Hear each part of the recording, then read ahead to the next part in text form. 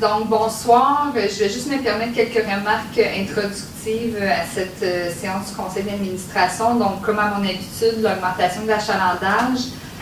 Pour le mois de mars 2018, quand on compare au mois de mars 2017, on a une augmentation d'achalandage de 5,9 %, ce qui nous donne un cumulatif annuel à ce jour de 4,6 %. Il faut comprendre qu'en mars 2017, on avait observé une diminution d'achalandage de 2,6 % attribuable à la grève qui avait cours à ce moment-là. Donc, ça nous donne quand même aujourd'hui, si on enlève cet écart-là, une augmentation nette de 3,3 % pour le mois de mars, ce qui nous donne un net cumulatif de 4 % pour l'année. Et je rappelle que notre cible annuelle d'achalandage est de 1 %. Donc, on est en très bonne voie de l'atteindre, évidemment.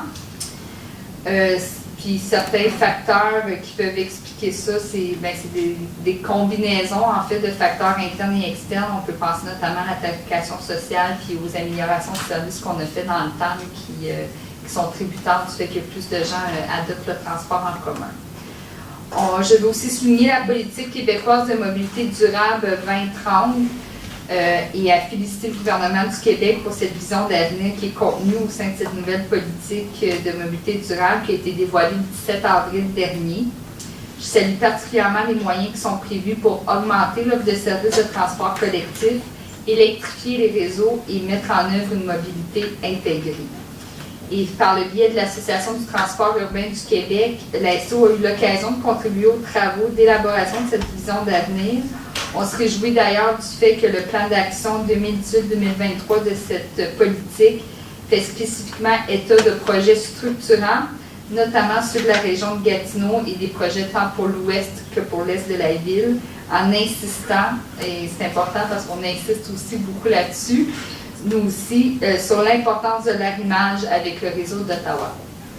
Et finalement, au niveau du vélo-bus, donc le déploiement des supports à vélo est sur près de 200 autobus est maintenant complété.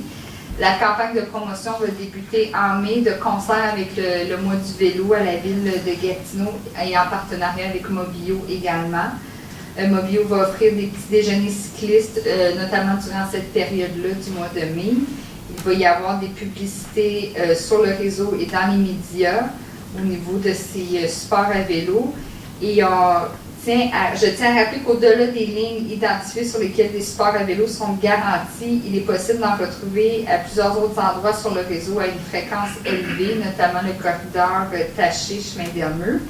Et il y aura des kiosques de rétroaction des chauffeurs sur justement cette utilisation-là des vélobus sur nos installations le 17 et le 18 mai prochain.